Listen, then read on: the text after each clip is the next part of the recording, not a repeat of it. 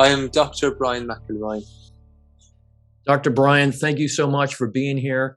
This is a great privilege and an honor for me for you to be here. If you wouldn't mind telling our viewers a little bit about yourself and how we came to start this podcast today. Yeah, sure. So I work as a GP in England, the United Kingdom.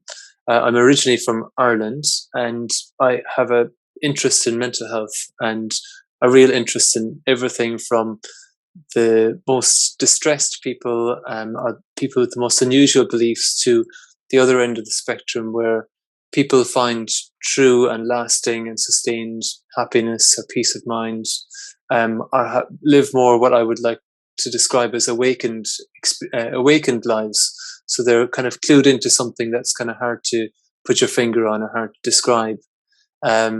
So I first got in contact with Dave because I was counseling a young lady who was having quite intense suicidal thoughts following a miscarriage. And I wanted to find out if there was people in the innate happiness, innate health world that somehow were able to speak to people who have had suicidal experiences, suicidal crises. So I'm a big fan of Dr. Amy Johnson. I really like her work, and I really think that her work is really accessible to a lot of people. So I typed her name in with suicide, just Googled it randomly, and Dave's profile came up as someone who has been through suicidal crises and has had suicidal ruminations for a certain percentage of his life. And then he had a really extraordinary experience. And I loved the words on Dave's profile, which is on Dr. Amy Johnson's website, which described his transition from being able to see his thoughts, something like just as thoughts, to be able to witness them, no matter what the content was. He was able to witness them and not be afraid of them or not be drawn into them in the way he was up until that point. So that's how I came across Dave. We made contact and we've had a few chats. And that young girl, thankfully, to the best of my knowledge, had a good experience, not necessarily because of what I shared with her online, but she happened to reconcile her grievances with her miscarriage and came out of her quite intense experience without the need for intensive therapy or any medications, in fact, in the end. And that's kind of one of my other big interests, which is recovery from distress beyond or outside of the medical model. So obviously, because I'm a doctor, I'm interested in recovery both within and outside of the medical model. But I'm interested in, well, what really makes people change? What really promotes insight? And sometimes, in my experience, for want of better words, things outside of the medical model inspire change more deeply than some of what we have to offer within the medical model, which is often very limited in terms of what we can offer because of our training and our conditioning and the extraordinary time constraints and pressure constraints of the work day to day. So that's a little brief synopsis, Dave. I hope that's okay. Oh, it's beautiful. I love it. It's just amazing to have a GP that is seeing something beyond what you're trained to do. And that's a miracle. It's a real miracle, because you and I both know that today there's still so many people out there that are professionals that are following a system that it's not designed to look at a person as a whole person, as an innate well-being. It's not designed like that. It's never been designed like that. And I am hearing good news. I am hearing things that this understanding of innate wellness is starting to trickle in. I still hear stories from the people that I talk to, and I still hear more stories about the diagnosis that is being handed out to people. So I still hear more stories like that. But to have someone like yourself here and to be able to meet you and talk to you is just it's just, oh my gosh, it brings out such great hope. I mean, just incredible hope. So I'm really just so grateful for you, and I'm amazed. I'm amazed that something within you also, you found something that seemed to go against the current.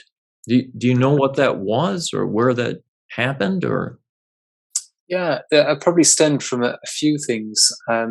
So in medical school, in my fourth year in university, my kind of perspective shifted quite a lot, and I did a course in something called practical philosophy, where we did a lot of tiny little practices to help bring stillness into our minds, like little meditation practices, and we literally um, reflected upon like old philosophical ideas and traditions, and questions such as "Who am I?" came up, things that I'd never thought about up until I was 20 years of age.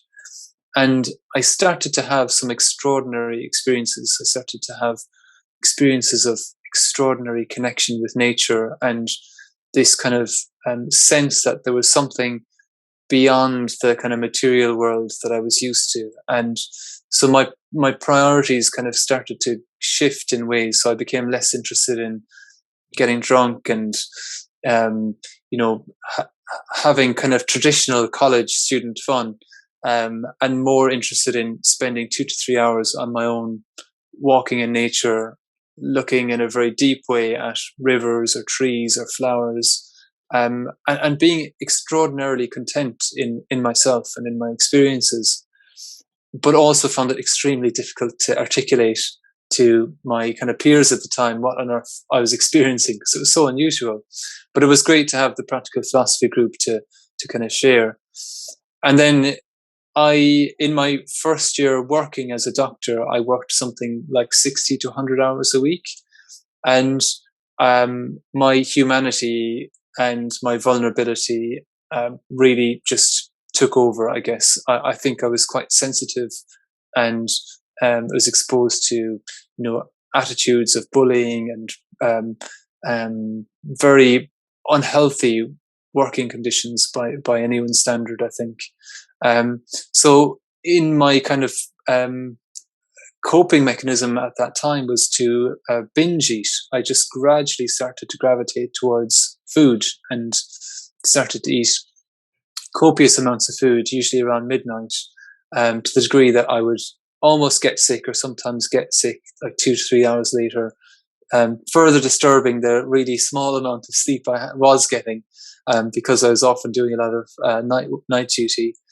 And so I had this really awful experience, which went on for about 6 to 9 months. And then I kind of took some time out of medicine and really was extremely curious as to how I was going to heal and how I was going to recover. And met some extraordinary people on that kind of quest, if you want to call it that, even though it wasn't like a quest. But and then I guess so for me, I discovered something called Alexander technique, which gave me kind of an embodied experience of wholeness, and it helped me to kind of be in touch with my body again in a really good way, and helped to change my relationship with all sorts of kind of things that used to trigger me. So that was really empowering. And then I also met you could call him a spiritual teacher or a holistic therapist. He prefers not to call himself anything. But he had an extraordinary sense of presence. And he helped me to see very clearly that my thinking, my mind, was the only thing which brought about a sense of division. And then that a sense of division in any shape or form is what underlies any fear that we experience. And when I walked out of what was a 2-hour, quite intense session with him, everything had just dropped away. All of the hurts that I had experienced up until that point, both in that year of difficulty, but anything at all, just completely dropped away. And there was just an extraordinary sense of peace and connection. So that kind of gave me obviously a real curiosity about, what is it to recover. And then later on, I discovered, about 3 years later, when I was training to be a GP, I discovered that binge eating disorder was a formal diagnosis in the medical psychiatric world, and I hadn't known that it was that until I read, this, 6 characteristics of it, and I ticked absolutely every single box easily. Like I completely and utterly had it. So, and it was really amazing because it really captured my experience. So obviously, I'm not the only person who goes through this, kind of roller coaster of emotions and eating behaviors. There's probably thousands and thousands of people worldwide who do.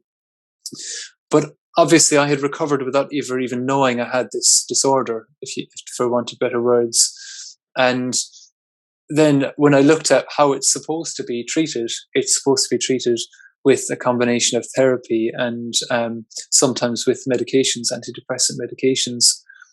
But obviously, that didn't ring through for me because I recovered through completely different means or a completely different way. So it's made my thinking and my reflections critical from that point of view, and not necessarily critical in a negative way, but critical in a curious way, in the way that other people might just take things at face value. These are the guidelines for eating disorder. These are the guidelines for depression. There's obviously evidence behind this, so therefore I'm going to follow this because I'm the doctor and that's my job. And that's not to downplay doctors' work or their intentions. That's just how our systems operate. But for me, that kind of just led me, and still leading me, to kind of be curious about, well, what do these diagnoses mean? What do these experiences mean? What they and who are we? Who are we? Are we these experiences? Are we these disorders? And if we aren't that, and if we are, an essence or an energy, or if we are something unnameable, then how can we get in touch with that? How can we kind of touch those, get in touch with that, and therefore heal a lot of the difficulties, the distress? And I guess from my point of view, in many ways, medications are standard treatments like cognitive behavioral therapy, which can be really, really helpful. And I don't want to downplay their helpfulness for some people. They weren't what helped me, I guess, and I know that they're not what helps everyone either, because I've spoken to lots and lots of people over the last 15 years or so, and I know that people recover in a lot of different ways. So yeah, I'll pause there, Dave. But that's kind of what led me to where I am now. There's so much in what you share. Just it's incredible. I mean, every time I do these podcasts, it's like my mind it just explodes into like 5,000 different podcasts from all the different things that you had said, and so it's like, okay, I even have to take a breath just for a second to come back to this point, because it's so exciting for me. I mean, I'm really, really, I can feel the energy in my body. It's just like I'm really excited about these possibilities. And I agree everything that you said. There are different ways of healing for different people.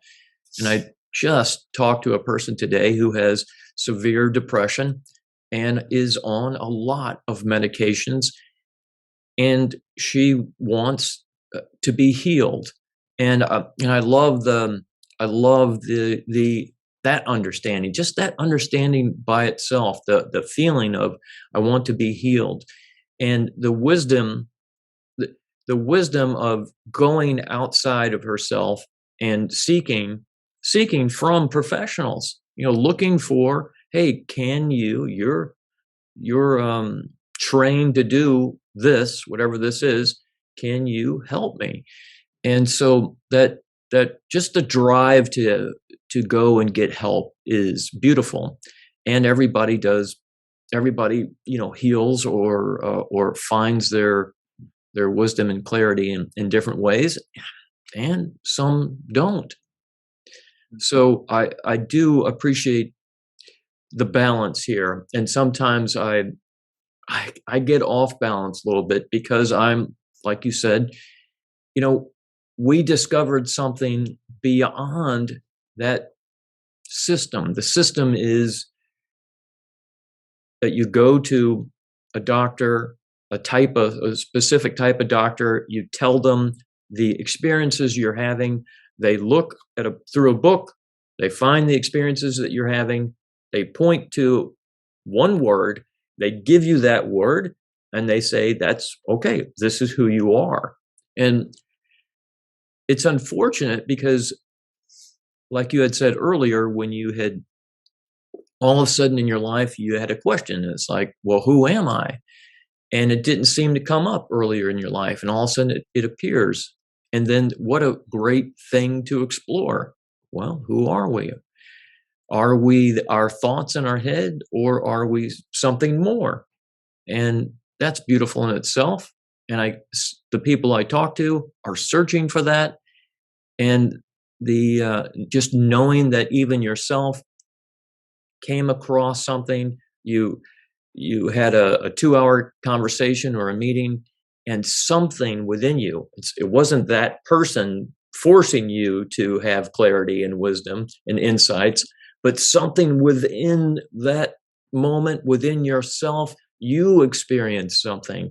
And how powerful is that? If we can just be more curious, then that's really to me, if I was going to ask anyone to do anything, is just to be more curious, very curious about, what shows up through them, what arises through them. Is it true? Is it real? So, what a great story you have. Yeah, thanks. Yeah, thanks, Dave. And obviously, it hasn't been all plain sailing since that moment.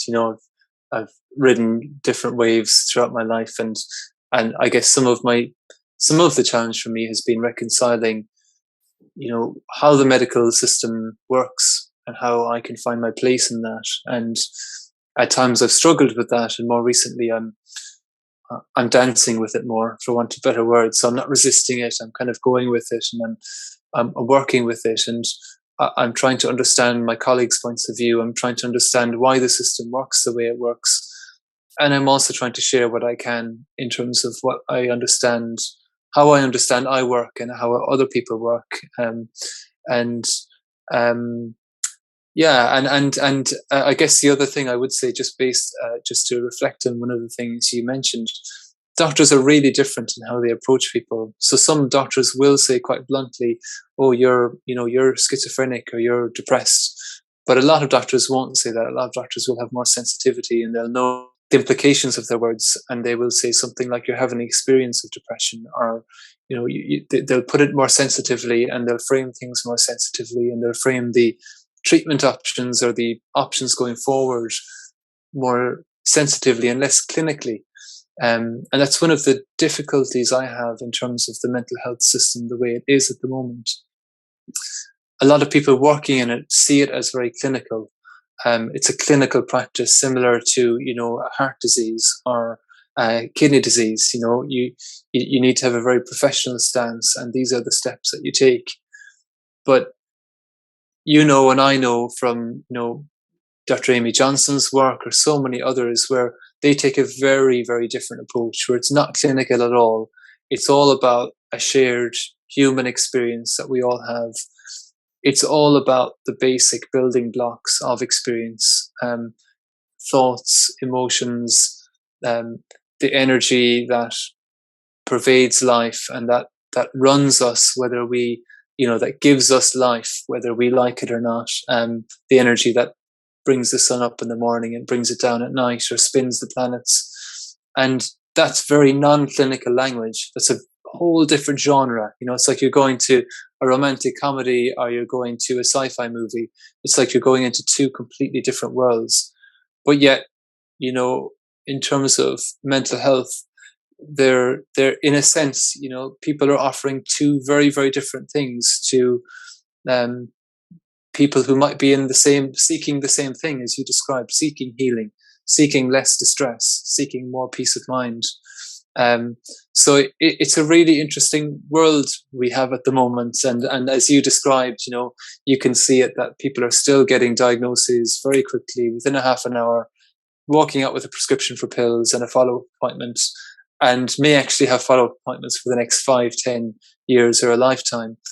And then you've got other approaches which are pointing people in a completely different direction, which are really helping people to get in touch with that sense of being alive, with that sense of being able to trust that they have wisdom, that they have clarity of mind.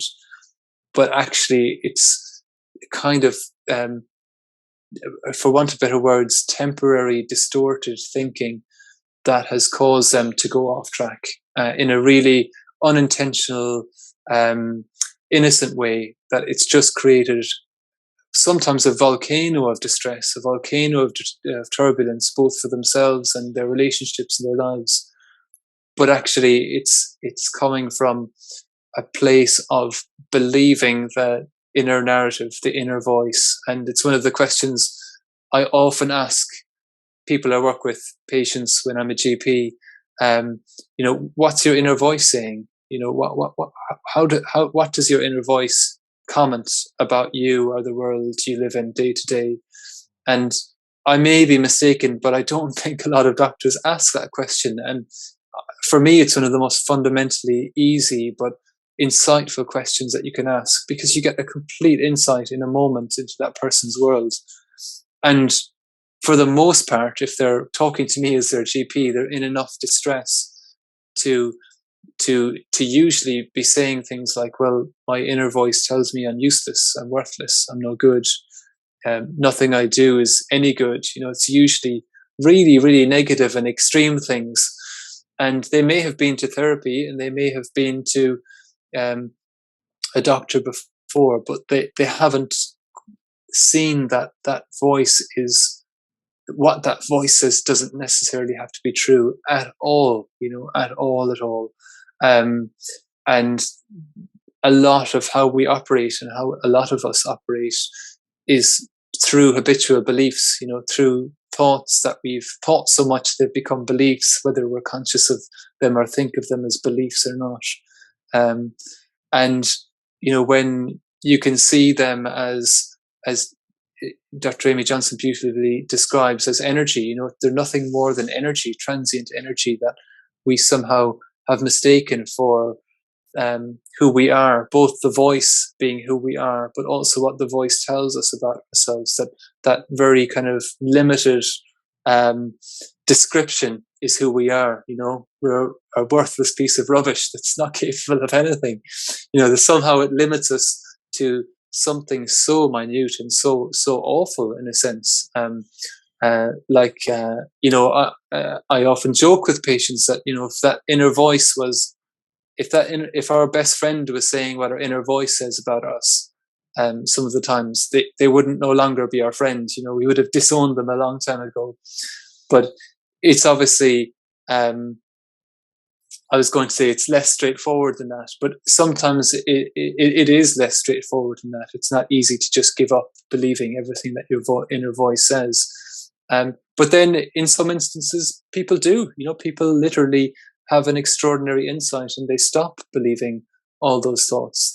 Something radically different, a radically different experience comes over them when they listen to conversations like you and I are having, a talk, and their life from that point is completely different. And it's what inspires me about the world and the community of innate health. It's a really extraordinary conversation to be part of, and it can be life transforming. Absolutely, it is life transforming for sure. I mean, there's so many wonderful things that you mentioned, and my mind again exploded into 5,000 different more podcasts. So, but I'm hoping too that the people listening are curious. Just stay curious about what we're sharing, because it's really powerful. And a couple things I want to just add real quick. And one thing is, like you had said, that although you have seen something that goes beyond the system of diagnosis and prescription meds, you still struggle. And that's the beautiful part about this. We innocently, when I say we, I say the people who are struggling in some form or fashion or suffering, we innocently want of course, we want that to end. We want that to end. If we get a cold, we want the cold to be over as quick as possible. And yet we both, or not both of us, but we all know that a common cold, has to run its course. And in a way, it's when we get caught up, it's similar to that for me. It runs its little course. And it's like, oh, I can feel it happening. I can feel the energy of this thought storm, or like you had said, the volcano. I can feel that starting to happen. And I know now it's like, oh, well, I'm getting a thought storm. A lot of thoughts that are coming in that are negative. They seem negative. They act negative, whether they're a negative or positive or not. They're just these blips of energy showing up, and they're uncomfortable. But they don't last forever, and we get innocently caught up in that moment of this is going to be the rest of my life. And that's when we need attention. That's when we need to go and find help immediately. And just being able to learn more about this understanding. And the beauty of this understanding is that there isn't anything to do. And that's also just blows most people's mind, because when we're caught up in that discomfort, of course we want to that discomfort to end. How do we do that? Do we go and listen to a 2-hour conversation, or do we watch a movie, or do we, what do we do? Do we walk in nature? What do we do to get there? So, but again, just staying curious, this conversation. And then for me personally, knowing now that the thoughts are going to show up, the habitual thoughts, like you had said, thoughts that I've had for decades, why would they all of a sudden go away? If I've had them for decades, wouldn't they show back up again? So when they show back up again. So do I have suicidal thoughts still? Yes. Yes, I do. And I want that to be important, because they're different now. They're not what they used to be. Before this understanding, they used to tell me who I am. And now I see them as energy always moving, and they don't have any weight to them anymore. They're just, sometimes they can feel a little heavy, and then other times, sometimes literally I'm like, are you kidding me again? It's almost like I'm hearing something that is saying something to me, and I'm like, oh, again? You again? Please. And what I love about the people that you talk to, and when you ask them, what is your inner voice saying? Well, my inner voice is saying, I'm a piece of rubbish. And how amazing is it if we think about that for a second? Who's talking to who? If a person has a thought that says, hey, you're a piece of rubbish, who's the thought talking to?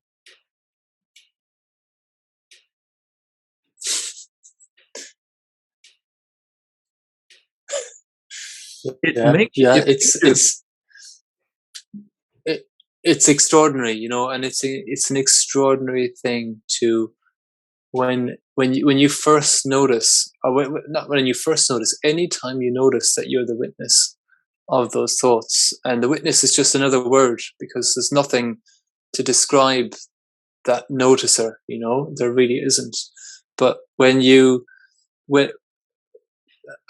and sometimes it's really extremely negative thoughts that can actually bring about an experience of being the witnesser.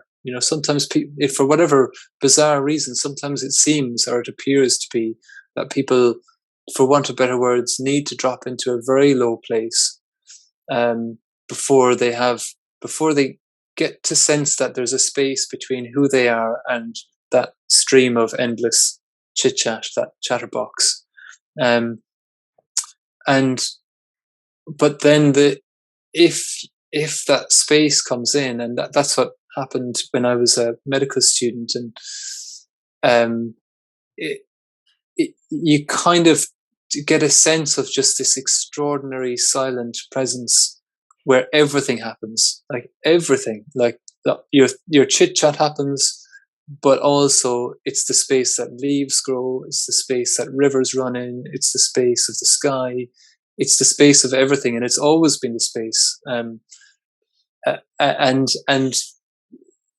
thoughts tend to um, uh, occupy so much of our attention, um, which in many ways our attention, and it's not really our attention, it's just attention. Um, but it when our thinking slows down, or when it stops occasionally, we do get these moments where actually it feels so spacious. It feels so spacious. It feels really good. Um, but sometimes our thinking doesn't need to slow down all that much. We can just become very present, and we can see these thoughts, so we can hear these thoughts just as energy, and we can somehow um, um, it's not like we're distancing ourselves, because they're still there. They're still very intimate. They're still in your head. Um, but there's a sense of there being something else there. And as I said, it's hard to put words on what that something else is. But once you have that experience, once you know it, and there's probably different levels of knowing that, then it changes your sense of yourself, and it changes your interactions with others, because you now then know that, well, everybody's going around with this inner voice, with this chatterbox, but actually the chatterbox isn't as real as we make it out to be, and doesn't need to be taken as seriously as we have been, or as we typically do. And so a sense of lightness can come in to our experience and our encounters with other people. And we can also empathize a little bit more, because we're not so caught up in our little story.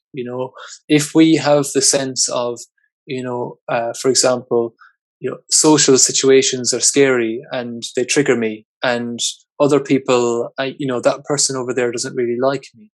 If we fully believe that, we're going to be quite limited in how we interact with that person. We mightn't make all that much eye contact. We mightn't have much interest. We might be afraid of getting to know them, or them getting to know us. When that changes, we then can see that, well, they're the exact same as us. I wonder what they're thinking. They look a bit agitated. I wonder what's going on for them.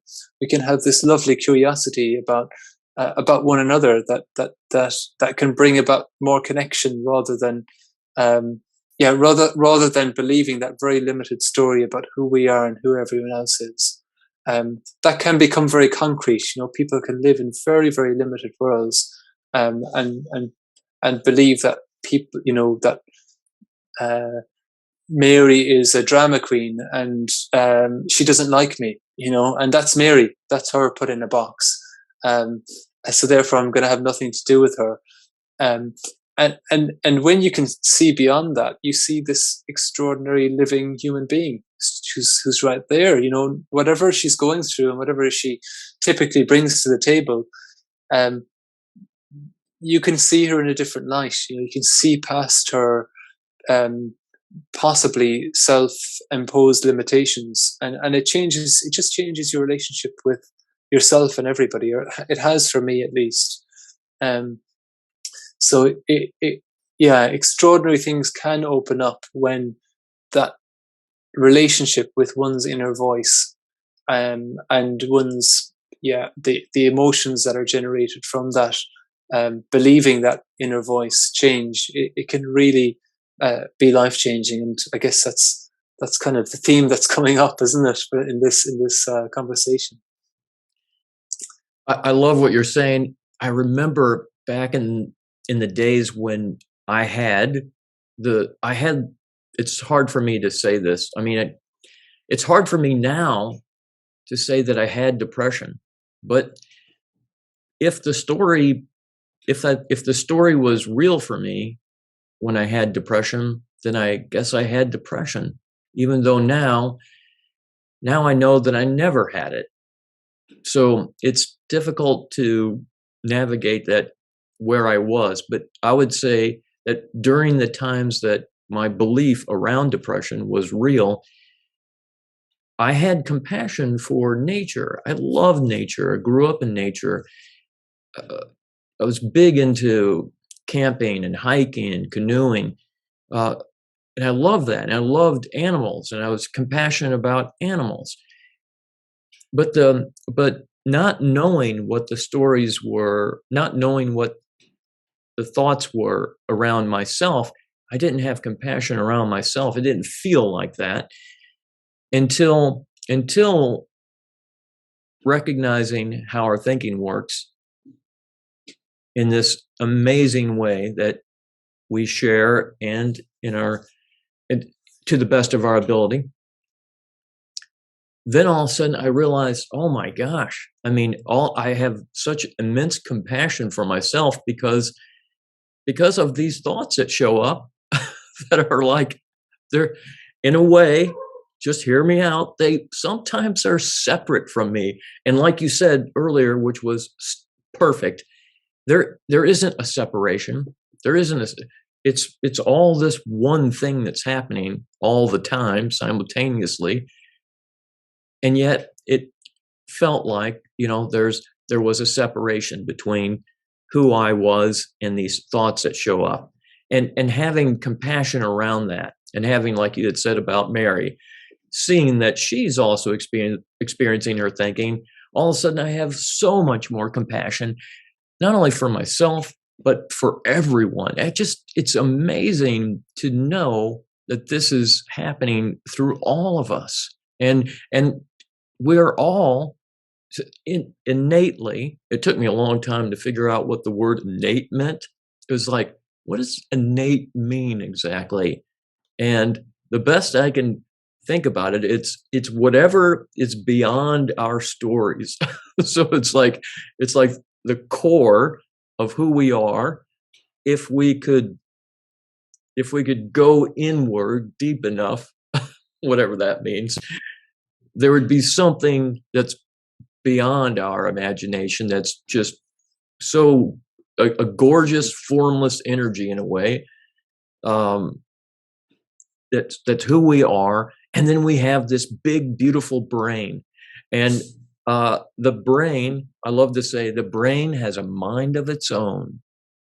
So the brain is gorgeous. We create things, we invent things, we do amazing things with our brain, and it has a mind of its own that just rattles off a bunch of things. And it seems like it seems like those, when we call them negative thoughts, I don't like to call them negative thoughts anymore. I like to see them as thoughts that are protective. They're so protective. They're willing to say anything in order to keep me safe. In fact, here's something that showed up for me recently, and that is that, well, you're a new parent, right?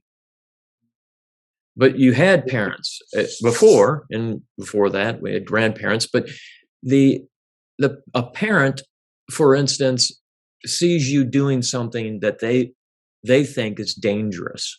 And as a kid, we're playing on rocks, and we're jumping from one rock to the other, and one rock's higher than whatever. And so the parent thinks, okay, well, that kid's going to hurt himself.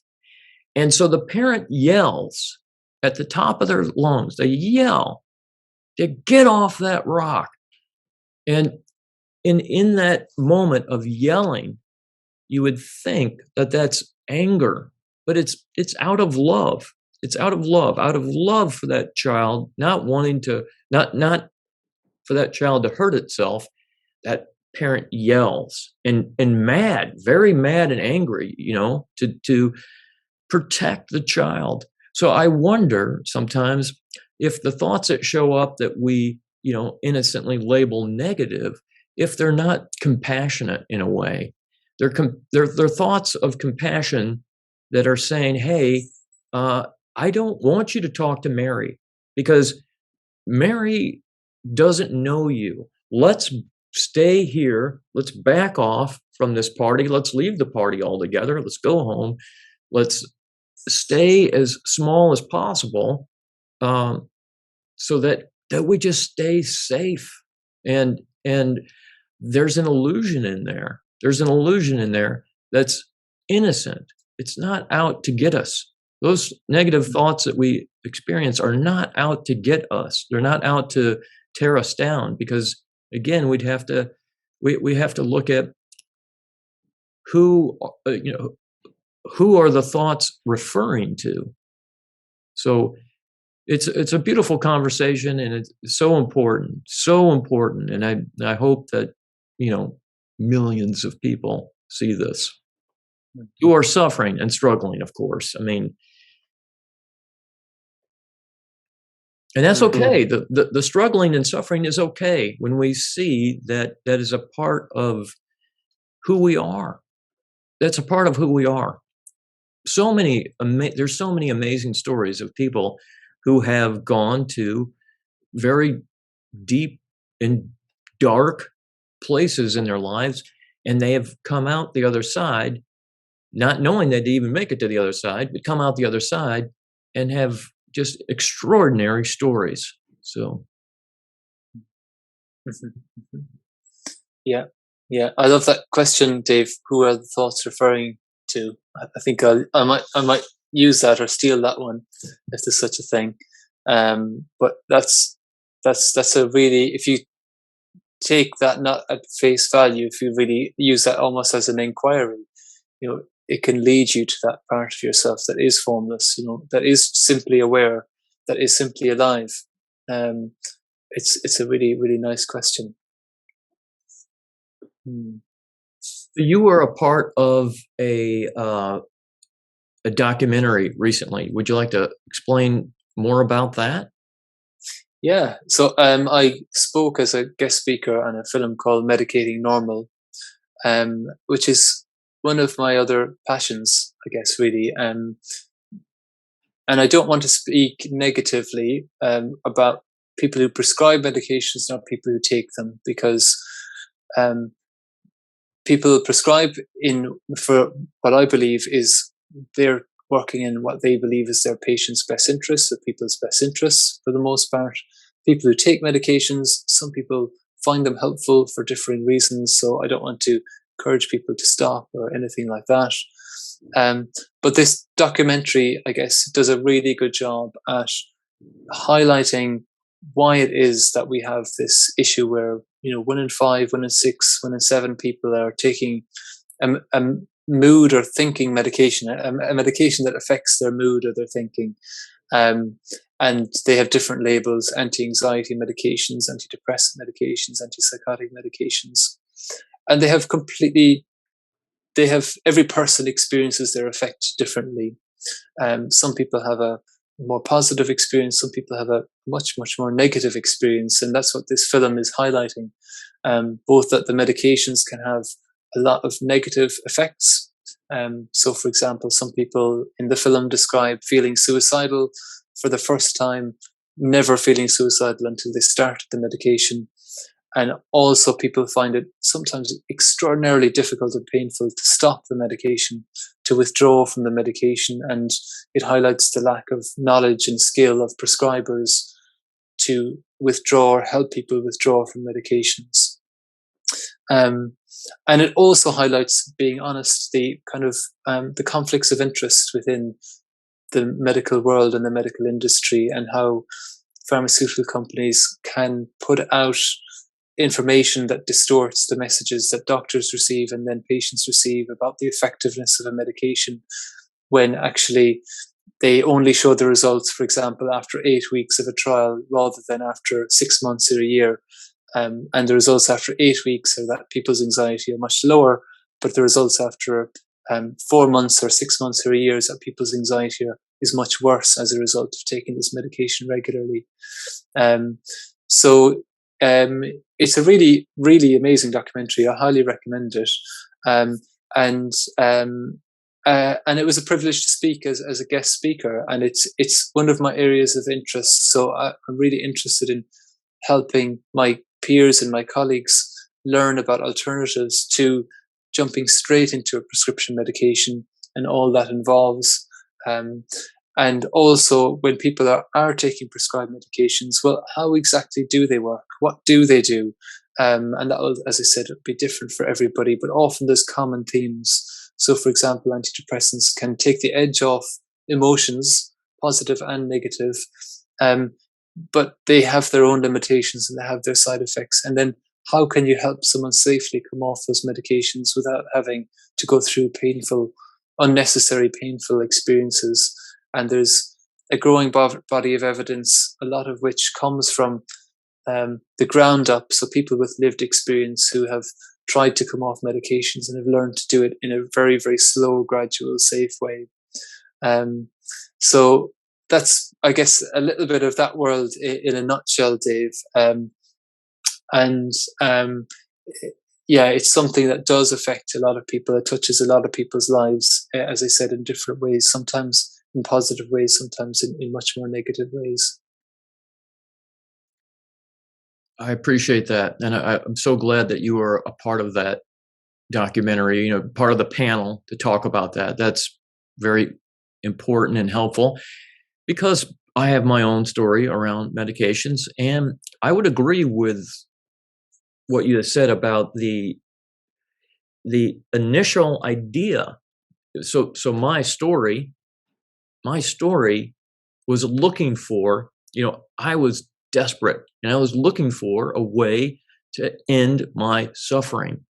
And so I went through the system, and the system immediately, like you said, found me in a book and labeled me and then prescribed prescriptions, not medicine, prescriptions. And so, so then not knowing what that pill is going to do, but had the hope, the extreme hope that this pill was going to do the job. Why wouldn't it do the job? You're looking for something. You're looking for something that will bring you out of this space that you're in. So of course, the idea of someone giving you this, right? It makes perfect sense. It makes perfect sense. You get prescribed a pill. The professional prescribes the pill. That pill is going to do something. It has a history of doing something. And so, so that the idea of that doing something, sure enough, in the very first 2 weeks, I thought for sure that this was the answer. And life was different, and the sun was shinier, and the grass was greener, and the sky was bluer. Until the experiences that I was having, which is going to happen for us anyway. The experiences that I was having started back up again. And that's the beauty of this understanding. The beauty of this understanding is pointing to the fact that these experiences that we have from our thinking is natural. It's a natural phenomenon. It's what makes us human. And we're compassionate, and we're loving, and we get angry, and those are all part of this beautiful experience of being human. And we can have all those experiences. We can have the anger and the depression and the sadness and the compassion, but that doesn't point directly to who we are. It just shows that we are human, and we get to have those experiences, just like little kids have experiences all the time. And so once once I started to experience the misunderstanding of the thinking that I was having, once that showed back up again, then I'd go back and say, okay, well, it's not working. And What I beg for the future is that we take a look at that moment right there. It's like, oh, okay, so it's not working. Period. It's not working. Let's go and investigate that. Let's be curious about that. Let's really be curious.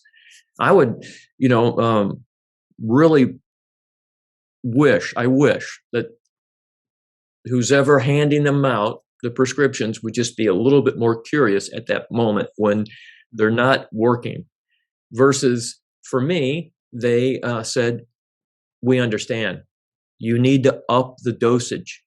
And so it was a strange pattern for me because I would again go back into the story, into the belief that, okay, well, at 0.25, that didn't work. I need more. Let's go 0.5. Okay, I'm back to believing the story that 0.5 is going to be the answer. And that story lasted for decades. And the strange thing about, for me, is that the episodes, the depressive episodes, became worse.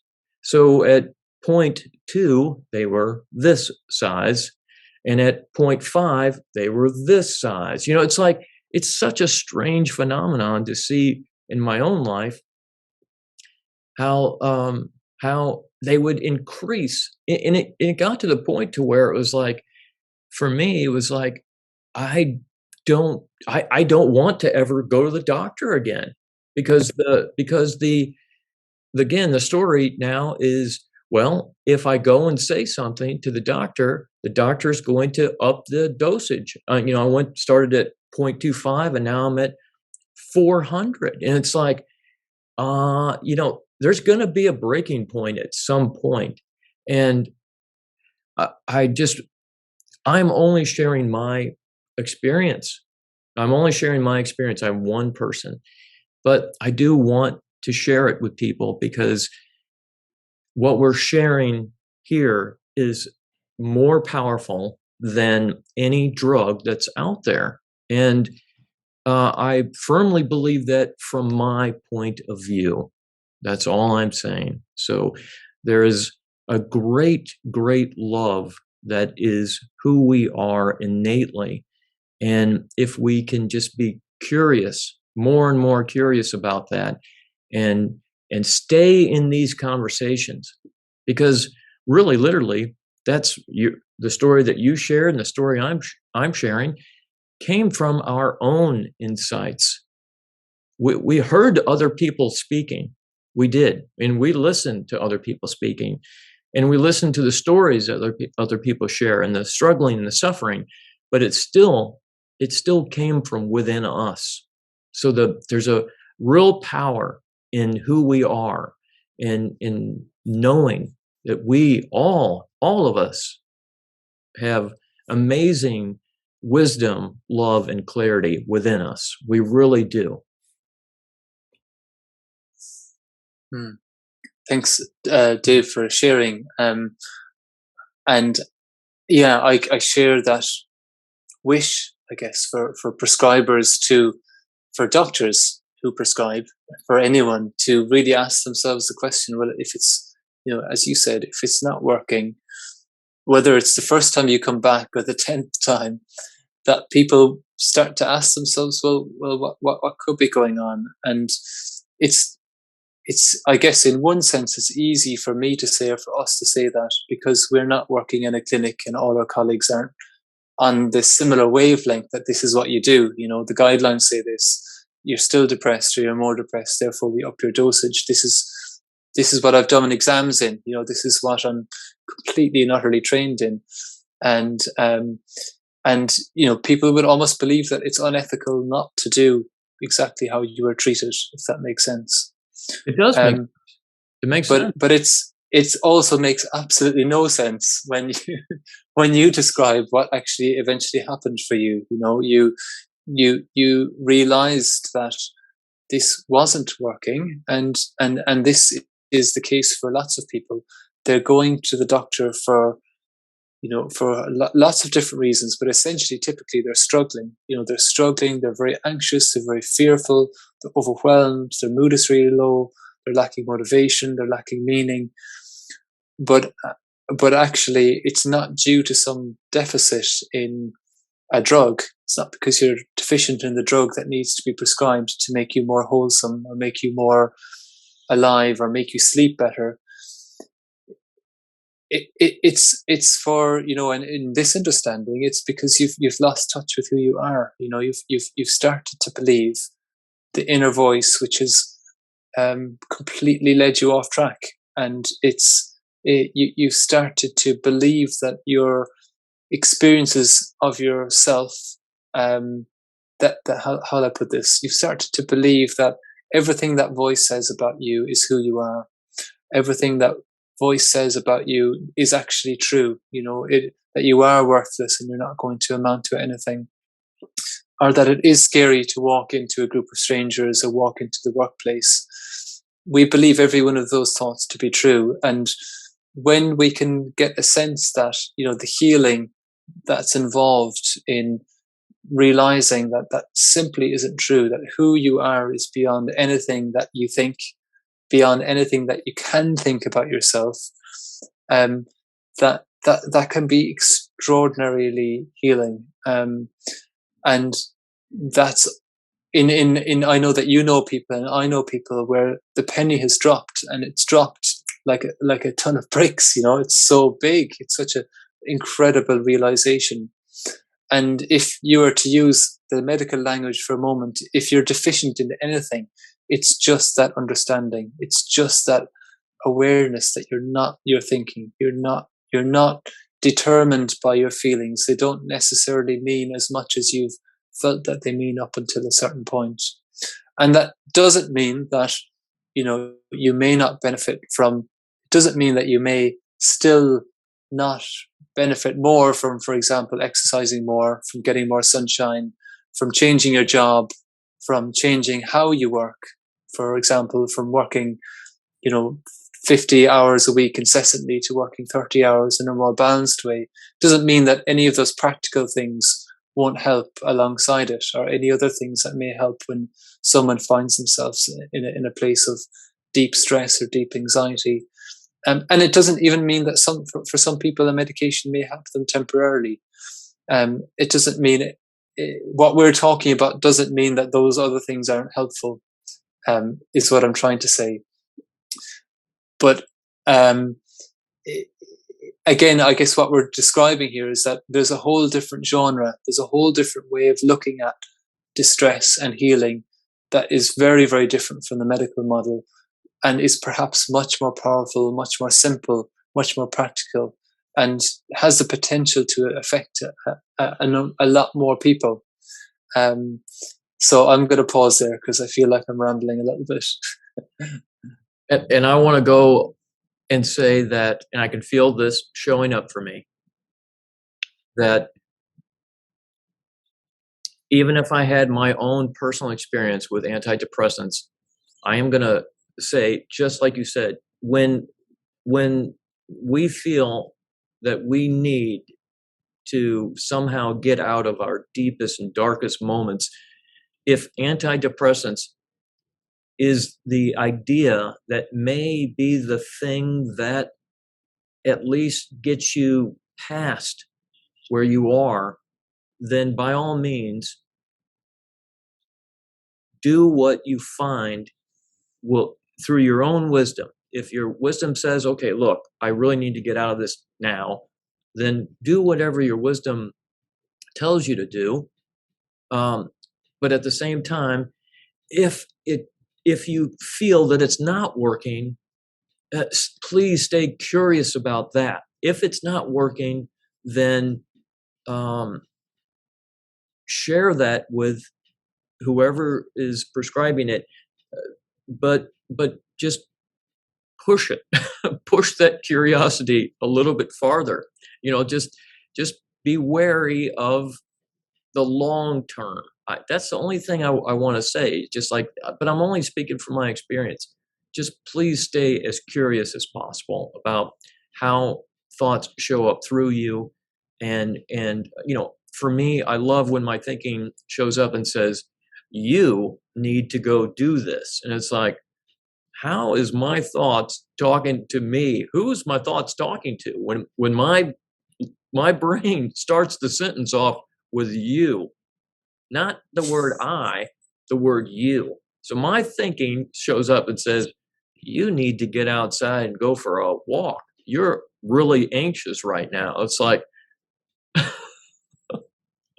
I love it. I mean, it's funny this time around versus the past 34 years. So please stay curious. Everything that we're saying here is trying to show you who you are innately, and you are amazing, absolutely amazing, stunning human being. Creativity shows up through us in the most incredible ways, and we are always communicating in some of the most compassionate ways too. So, and please reach out to either one of us. Dr. Bryan, how can people reach out and connect with you? So I have a website, bryanmcelroygp.com, and my email is on that. I'm also on Twitter, and I have a YouTube channel. So any of those ways, people can find me. That's fantastic. And I will leave all of the links in the description below. I truly appreciate your time today. It's been mind-blowing, and it's been so great just to hear that there's so much hope moving forward.